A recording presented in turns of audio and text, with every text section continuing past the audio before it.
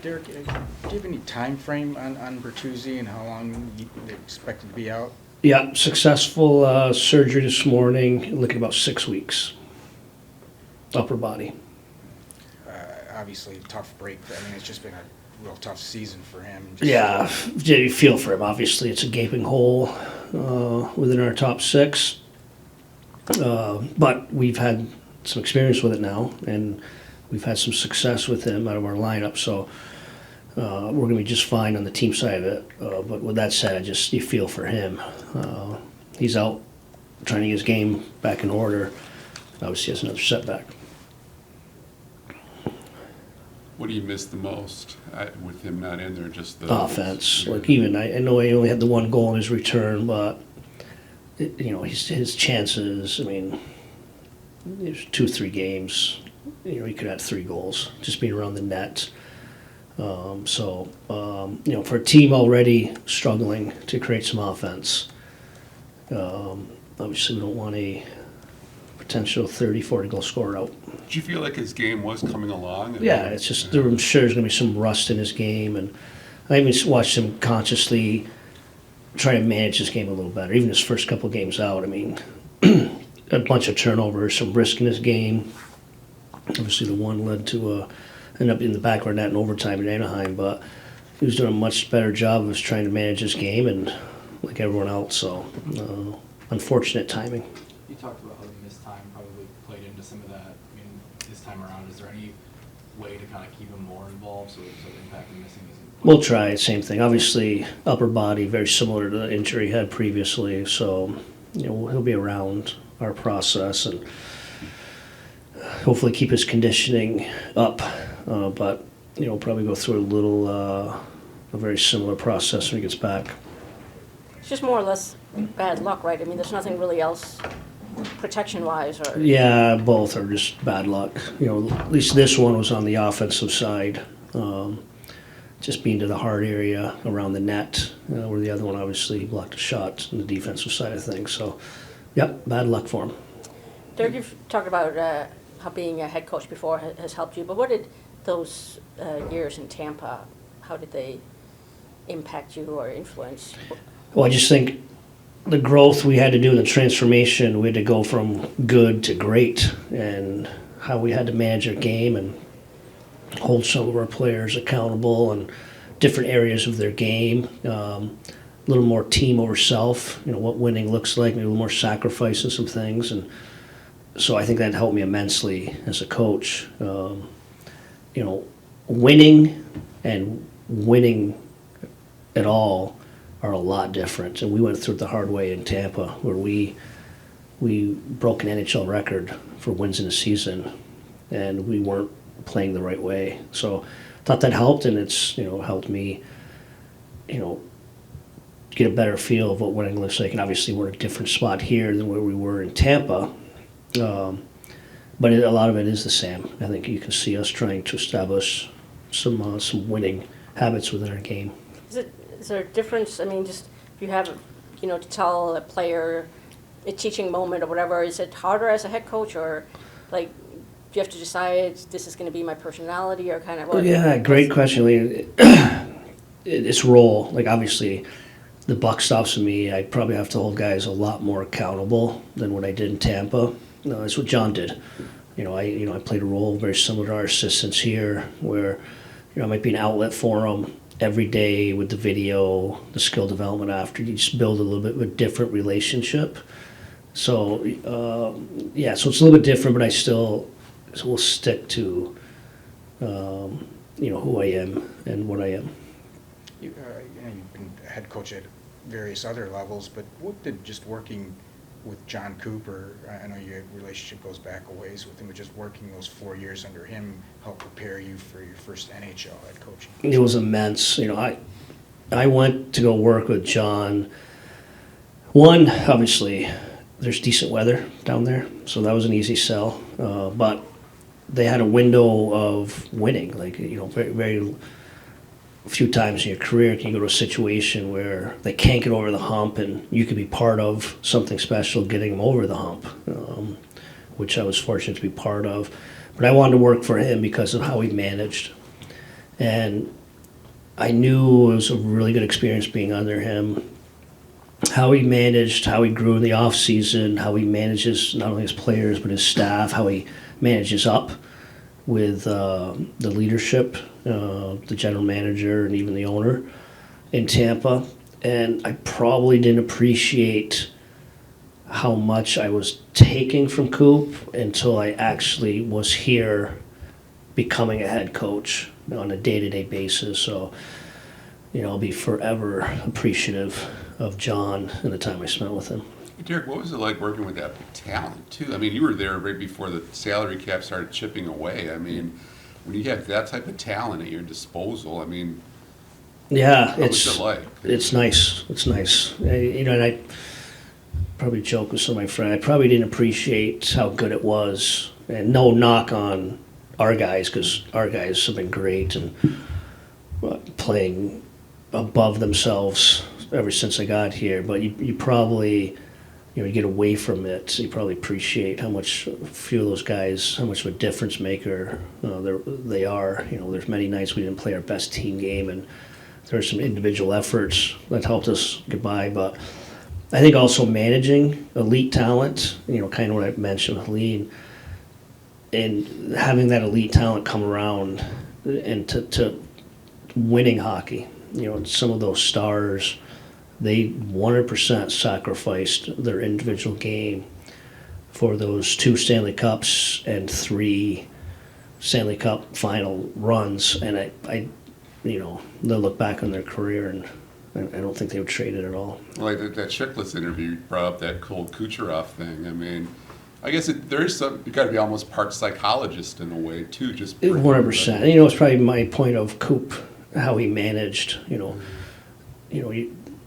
back-to-back Stanley Cups. I mean, we won 11 straight series. It's only been done 2 or 3 times in history. Coop may ultimately end up in the Hall of Fame someday because of the run he did. And, you can sit back and say, well, they had a really good team. No, the way he managed and the way we managed that group was amazing. Now that I'm away from it, I maybe appreciate it a little bit more. That was right on the line of, I wouldn't say falling apart, but it could have went a different direction. And Coach Coop and our staff, we doubled down, and you see what happened, and they're still. I'm watching them last night, and they get Tony Cirelli back, and they're going to be right back in that mix again. Derek, as a head coach, you have a lot more contact with a general manager. What has that been like, kind of feeling out that relationship? Good. I love working for Steve. He's extremely, extremely demanding, but that comes from passion. There's no one here that wants to get this going more than him, and I love that. I wouldn't want it any other way. So that's maybe part of my comment about Coop on managing up. Watching Coop operate with Julian one year, watching Coop operate with Steve when he was there. That's an art in itself too. We're in this together. We have to be. It's one of the most important. Coop told me, even taking this, Steve's going to be demanding, but that is the most important relationship. It's been great so far.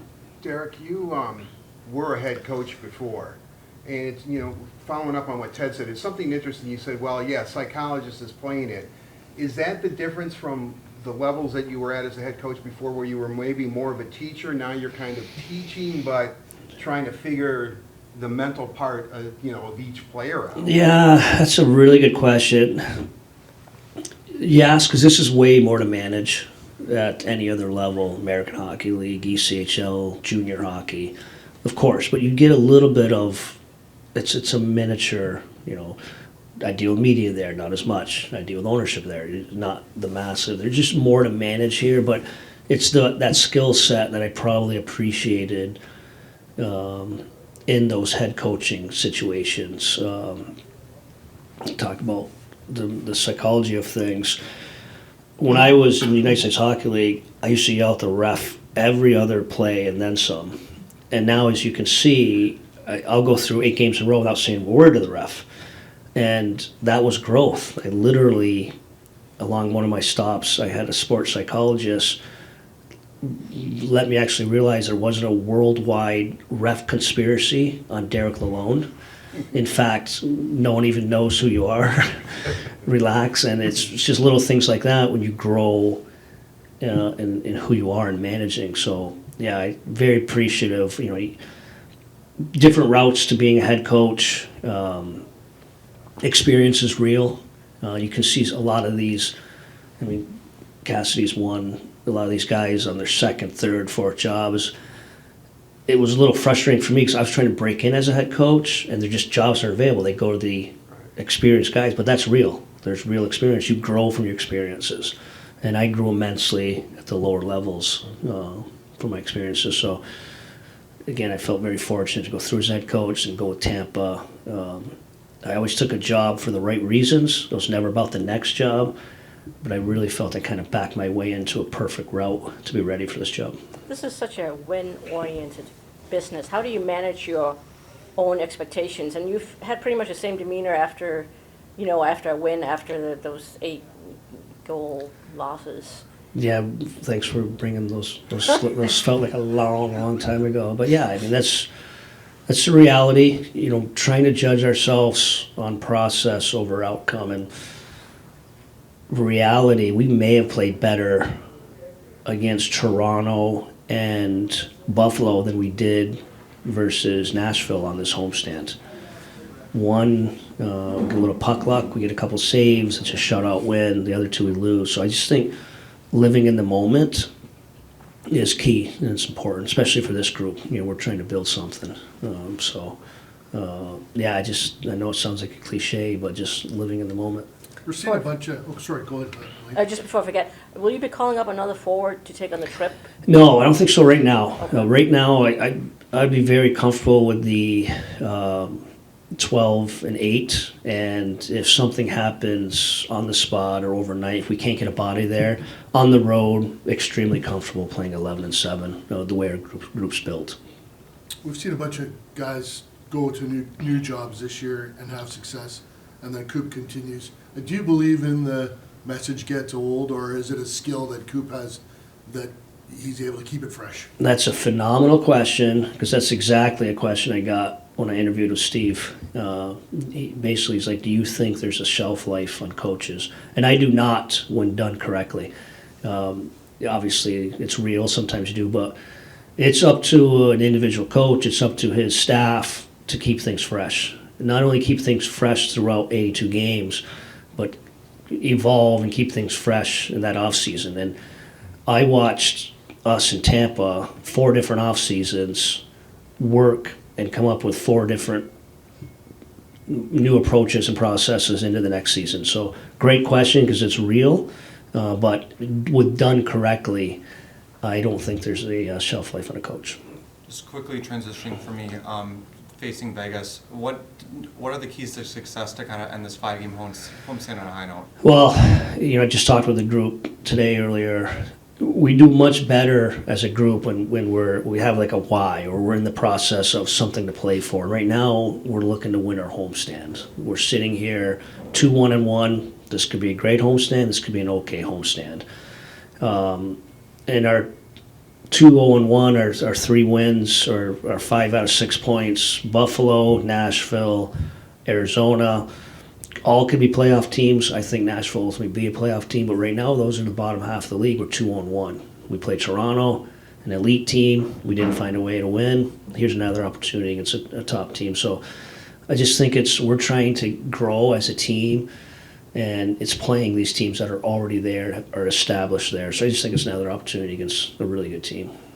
Derek, go ahead, the Bertuzzi thing.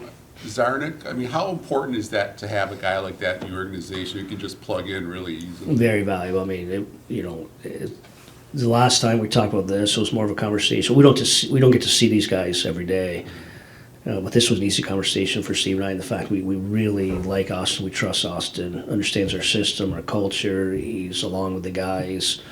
Plug him in easily. So very important to have a guy that can come up seamless like that. Past 2 games, more than 40 shots. What do you attribute some of that to just falling behind early and having to play catch up, or is there something there that that's enabling you to generate more? Yeah, I think a little of it's chasing both those games. We found ourselves trailing those games, maybe a little more urgency in our game. But I also think it's kind of when our 5-on-5 offense started to turn and better. Our underlying numbers are much better. I've had that question quite a bit of late, and I think it's more of just a mentality of getting pucks to the net, getting bodies to the net, turning into a shot scramble type game. So I think it's a combination of us chasing the game a little bit, but a little more of an approach with our offense too. Is Vegas as deep as anybody in the league, basically? Yes, yeah, and it's good because we just even Buffalo, these teams that are 3 deep with skill, has created some issues for, especially on the road. So you go those 3 centers and even a little more traditional hard fourth line, which they have, it creates matchup issues. Thanks, guys. Thanks. Thank you. Thank you.